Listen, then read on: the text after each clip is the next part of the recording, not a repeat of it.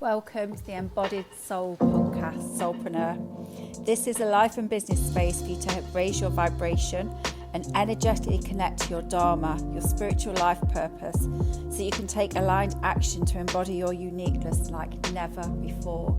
You are needed in your fullest expression. In this episode, we're going to look at the regrets of the dying.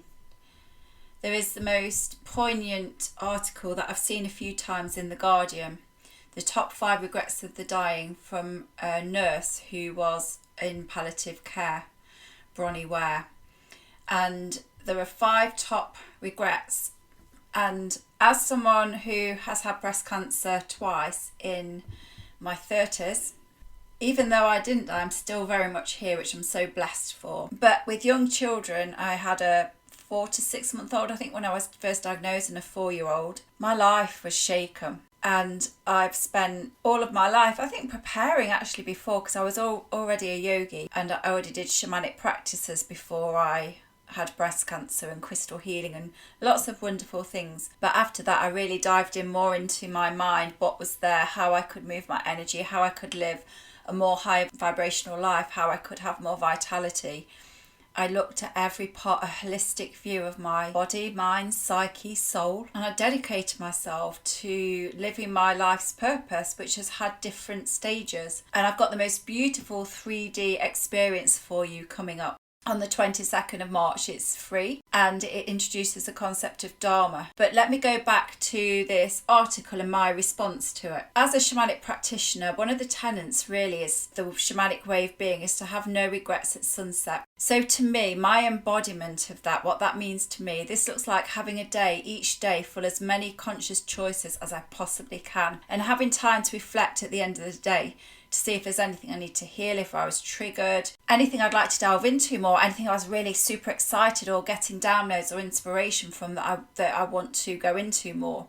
Basically, conscious awareness. And so now I make a conscious choice every day to live the depth and the breadth of my life and weave this passion to helping other spiritual souls make the impact that they came here to create as part of their dharma, their spiritual life purpose. And some days I choose to just have time out and watch Netflix and just switch off. So I'm not in this growth state every day. I'm very sickly. We have cycles, but most days I make the conscious choice. And I'm so glad that I do. As an aside, a lot of my mindset beliefs I talk about in my book, Overwhelmed and Other Words You Give Your Power Away To. And I'll put the link in the show notes for that. So 1 regret of the dying. I wish I'd had the courage to live a life true to myself, not the life others expected of me. So I'm going to go through these in a human design aspect and also a coaching yogic aspect as well. I'm going to especially this one, because this really is dharma. So this one I'm going to put all my holistic view in, and then the others I'm going to just get a bit of human design slant on it, and all the others I'm going to put a human design slant on them, because otherwise this would be hours long if I went into everything. So just to repeat, I wish I'd had the courage to live a life true to myself, not the others expected of me. So just as a teaching coaching point, I'd love you to ask yourself, maybe pause and sit and ask yourself, am I living my life according to what other people expect of me? So in my yoga classes constantly, but I hope that it will be in my students' psyche now, I explain that thoughts aren't true. Other people's opinions aren't true. My thoughts and opinions change every moment. They're fictitious. So why would I base my life on other people's thoughts and opinions and untruths? I'm just not going to. And this is kind of always what I've been a bit like. I've always lived my dharma, which is so nice to look back on because I have the experience of it. So now I really specialise in helping people fall in love with their own uniqueness, see their gifts, their superpowers, accept them, that they are that, which is so challenging when we have a society that is really teaching us to play smaller, be humble. And there's nothing wrong with saying, do you know what, I'm really good at this. I don't think that verges into arrogance. I think accepting your gifts should really be part of us. Why would you deny your gifts that you have to shine out in the world? So all the time you'll catch me saying, I'm great at this, I'm good at this, I love doing this, I know I can help you with this, I accept my gifts. I also accept where I don't have gifts. My singing, I love doing it, but it doesn't sound the most pleasing to the ear. Parking has always been pretty sketchy and it's getting worse. There's some things I can't do, and there's some things I can do, and there's some things that I own are my gifts, my reasons for being here on this earth and in business. So this is really applicable to life, but also to business. I do this with my own eclectic mix of Eastern and Western, modern and ancient tools of working in the 3D and the 5D, the present, the quantum field, somatically, holistically on the body and soul. By weaving all the tools and all the experiences and all the, I don't know how many courses I've done over the years. It's a lot. I've got a line 1 in my profile. But all the courses I've done have all added to my uniqueness. Nobody else has done the same blend of courses that I have. Nobody else has spoken to all the same teachers that I have. Nobody has walked through my shoes. And only you have done your courses, listened to your podcast, had your teachers, had your own embodied experience. So if I believe that your experience and uniqueness is amazing, then I have to recognise my own. Otherwise I'm not being authentic. That was a really big lesson that I kept telling myself when I was growing and stepping into my role as a teacher, a guide, a true speaker, a coach. So because I've done the work myself, it means that I can hold the space to guide and support other people to do this. Because when you really live true to yourself, which is the aim of human design, to see the parts of you that are designed to shine in the world, to learn how your energy flows best in the world and how to make the most aligned decisions, you stay open to the magic of synchronicity. So human design is basically a deconditioning tool to help us get away from the expectations of others, from the expectations of society, the steps that society wants you to take. And as you decondition and learn about yourself and how your energy moves and what you're here for, magic happens. One of my favourite things in the world, and it sends shivers through me every time I've said it so far, one of my favourite things is to sit opposite my client on Zoom who isn't sure of themselves, who has an inkling that they're here for something but not quite sure what. And you see their face light up and you see the deep acceptance of themselves and falling in love with themselves. That is powerful. So I started off as, my academic career as a bachelor and master's in law student. Passed everything. And then now I'm a shamanic practitioner, intuitive, holistic healer and yoga teacher, coach, human design guide, author, and many, many more. I've got many strings to my bow. And I have not followed the expected at all in any way. My life has been such a myriad of twists and turns, and I will absolutely have no regrets at sunset. And this is mainly my line 3 in human design, I think, and my generator response. But yeah, I literally, looking back, I've always chosen most of the time, not all the time, but pretty much predominantly, to live to the beat of my own heart, however uncomfortable it was. And since breast cancer, I've chosen to keep looking within at my shadows and my ego, and I know they will always be there. I need my ego, and my shadows will always be there. Maybe not as dark as they were, but I understand them now, and I choose not to let them take me away from my joy and purpose. And again, I'm going to say most of the time, because I really want to be real and honest. This is most of the time. Do I do it every moment? Absolutely not. Do I lose my beep? Absolutely do. Am I perfect? What is perfection? Don't believe in perfection. But most of the time, I'm aware of myself. And it just leads to the most present, unexpected, synchronized life of joy and discomfort. So if this is speaking to you, I just want to invite you again to, if you feel the call, to start this journey inwards so that you can really get into a more expansive state of growth and learn about and step into your dharma, your spiritual life purpose. Join me in the 3-day experience. The link is in the bio. Number 2, I wish I hadn't worked so hard. So this was mainly from the males that this beautiful soul nursed, because they were missing out on their children's youth and their partner's companionship. And so this is definitely helped by understanding your human design. So when you know your human design, you understand how your energy flows. So I know that I need to keep my energy flowing and I need to keep it engaged, that I'm not really here to sit. I don't enjoy sitting very much. I need to be engaged in something and I need to be working something. So I don't have any guilt about working as long as I have the time with my children that feels good. So I won't have any regrets. My husband asked me once because when I was pregnant, I said, I knew this about myself. I said, I need to do things. I can't be at home all week and all weekends. I wouldn't be happy. I wouldn't be fulfilled. And so I had the kids because we wanted me to be there for them. Absolutely.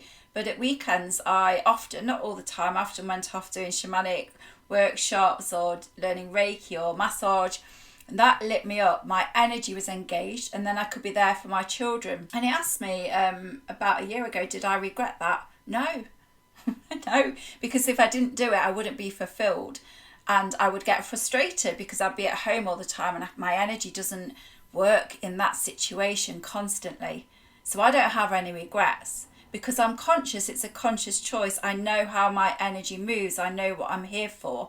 And I knew what I needed and still know what I needed to be happy. Whereas if you just fall into the pattern of society and you're not a generator or man-gen human design type, then you probably might regret it. Or if you're doing a work that doesn't light you up, that isn't your soul's purpose, and you're not dedicating conscious time to your children, you probably will regret it. If the human design types are new to you, there's also a link I'll put in the show notes. You can get your free human design chart and then you get a series of emails with a masterclass on each human design energy type with a tapping routine, essential oil routine and holistic management to be well in the world. It's a really beautiful, it's some lives I did in a experience that I think you'll really enjoy. So I'll put that link in as well. Lots of resources today. So working so hard, it's really, where are you conditioned in your human design chart? Where can you free yourself? How does your energy move? What do you need to be fulfilled? How do you need to put boundaries in place and what does that look like? And then you go and experiment with it. So you don't have any regrets. So you find that freedom of flow, that balance that's right for you. Number 3, I wish I'd had the courage to express my feelings. It says in the article, many people suppress their feelings in order to keep peace with others. Human design wise, keeping it quite high level with the types. Different energy types are here to trigger different people and have boundaries with different people. Really, we're not here to please or be friends or serve or look after everybody. We're here for what we call a fractal, like a soul tribe. Certain people who enhance our lives and we enhance theirs. Certain people who don't enhance our life apart from to trigger us, which is a growth state. But we're not here for everybody. We're not here to please everybody. So when you understand your human design energy type and your personality through, or potential of full personality through the chart, you really get to learn that you don't need to please everybody and that you can express your feelings openly. In your chart are clues to your purpose and also how best to express yourself in the world, so how you are here to express yourself. And so you learn that actually I'm designed to trigger people who think this or who live like this. I'm here to live in this way. And as you own that, and as you own that that's part of you, you can relax and let go of that need to people please. An undefined emotional centre is often the seat of people pleasing because you can feel other people's emotions. You want to make everything okay. And also I want to just go into yoga briefly, the yogic philosophy and all the other holistic and spiritual things that I've studied. Basically, the only thing that we can change is ourselves. We can't change anybody else. So the only work we can do and the only people we can please is ourselves. So it's really turning that spotlight onto you, looking after your boundaries, your life, and starting to learn how to express yourself, your creative expression in the world. Number 4 was I wish I'd stayed in touch with my friends.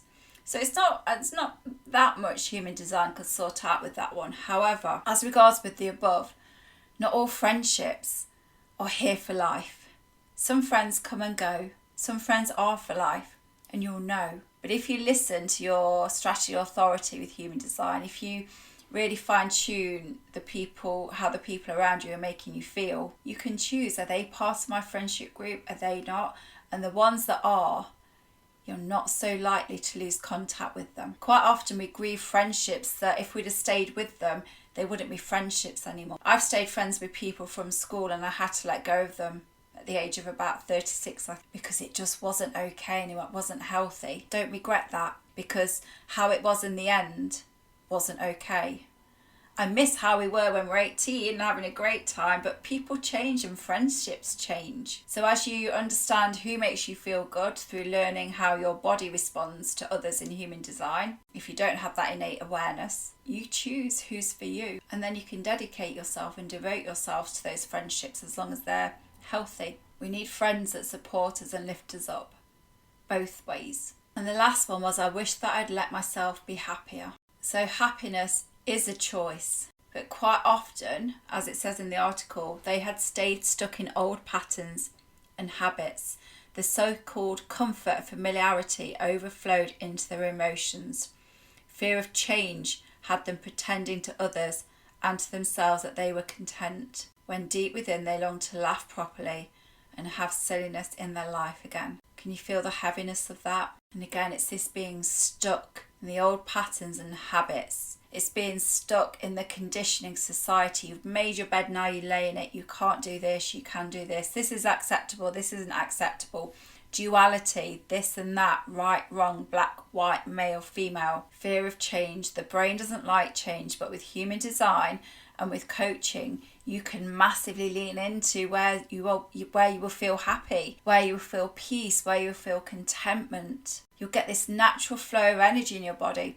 I teach yin yoga. I specialise in yin yoga now, and using oils on acupoints, aroma point therapy it's called. And so I use that to work on the chi, the flow of energy, life force, prana and the meridians. And what this does is, when we have stagnation because of old patterns, because of fear of change, we have stagnation. And if you think about stagnated water, it's not very nice. You want a free flow of energy. So stagnation from fear, oppression, conditioning gets stuck in the body. Whereas if we know and really dig into what we want, who we are, how to flow with life, we get a free flow of energy. You feel happier, your mood lifts, you feel more vital. And I tell you now, looking after yourself is the most selfless thing you can do, because when you are happy and fulfilled, and I knew this as a new mum, when I am happy and fulfilled, I'm nicer to be around. I feel peaceful and content. When I'm not, when I don't have that space, I get frustrated. I anger more with more ease. And I want to say that people often say, oh, you're so calm. I am most of the time. Am I all the time? Absolutely not. No, I'm not. Most of the time, because I choose to fill my cup up first. And I choose to look at myself, and I choose emotional awareness. So it was a few months ago, I'll be saying this forever, it's a few months ago, it was probably, it wasn't a year ago, it was a few months ago. I just felt, I sat around the table with my family, and I felt intense rage, like this wave of emotion. And I have a defined emotional centre in human design. So I'm designed throughout the day and cycles to feel massive, wild ranges of emotion. And I knew that this rage was mine. It wasn't theirs, they hadn't done anything. And so I said to them, I'm going to have to go up into my room because I feel rage and anything you guys do will trigger me. And so I went, emotional intelligence. I chose to let that process so that I could find that peace again. Whereas if I'd have sat there and battled with everybody all night, no one would feel happy. So when you know about yourself, you have that intelligence about yourself and how your energy flows, magic happens. When you decondition and when you experiment and embody your human design, you'll never be stuck for long. Will you get stuck? Absolutely. Do I still? Yeah, but not for long, because I catch them like, oh, gone into my head again instead of following the flow of energy in my body. Because life is embodiment. Life is it's happening in this body, in this beautiful body of yours, this temple for your soul, for this earth walk. And so learn about the ego and your personality and your subconscious and your soul's purpose and how your energy flows for true magic in your life. So just to recap the offerings that I think I've told you about. So when I edit it, I will know to put the links in, because what happens is I've got the article, then I flow I don't write it all down. I do the podcast intuitively. So I'll be sending you, or in the show notes, the link for the free human design chart, and then when you subscribe to that, you'll get a series of very beautiful emails and videos explaining the energy types, and that's so helpful. That's your first starting point for your human design journey and experiment. I'll put a link to my book in for anyone wanting to get past the I can'ts, I shoulds, I must, the mindset beliefs, the start of your journey. There's some inquiry there. And then I will put the link to the Dharma course, the 3 free days of Dharma experience. So I really, really hope this holds you and makes you think, maybe triggers you, because I accept as a teacher, a guide, a healer, a mentor, if I just say nice things and I don't acknowledge the awkward or the obvious or the uncomfortable, if I keep it nice and happy, there's no growth there. In human design, there's something called the gate of growth. And I love this gate when I find it in my chart or other people's charts. It's this gate where actually you're here, gate of friction, you're here to create friction with other people so that they can grow. There's no growth when you're comfortable. It's nice, but there's no growth there. And I've actually chosen and dedicated this lifetime to growing as much as I can. It lights me up. I want to see where I can go, what experiences I'm going to have, how many lives I can impact, how many people my voice can reach. Not for ego, because it's in my chart. And seeing my chart enabled me to write a book because I understood that my thoughts are here, that I've got a channel from my mind to my throat. I've got a defined throat. One of my purposes of being here is to express my thoughts. Do I think the whole world should hear my thoughts? Absolutely not. Are there some people who hearing my thoughts will inspire them? Absolutely. And I know when I started my first podcast, Slow Down, Live Deeply, the more I let my thoughts express and my embodied experience express, my whole life changed and my business grew because my energy was flowing. And this was way before I knew about human design. My energy is flowing as it's designed. So I wasn't suppressing it. I wasn't hiding. I wasn't saying, nobody will listen to me. Why am I doing this? Who do I think I am? I did for a half a day. I was like, oh, stop it.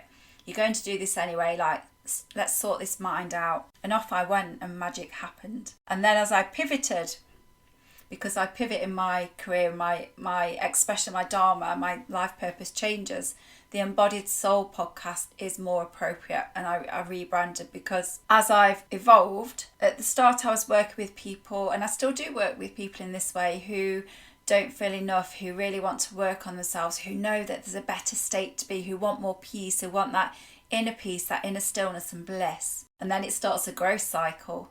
And so now I'm working with spiritual entrepreneurs, soulpreneurs, who are really ready to start a business or solidify their business, or really get that expansive, energetic state so that they can grow and quantum leap. And so I had to change. Thank you so much for listening. Please like and subscribe and let anyone else know who would find this of interest and help to them. All the links are in the show notes below. Sending love. Bye.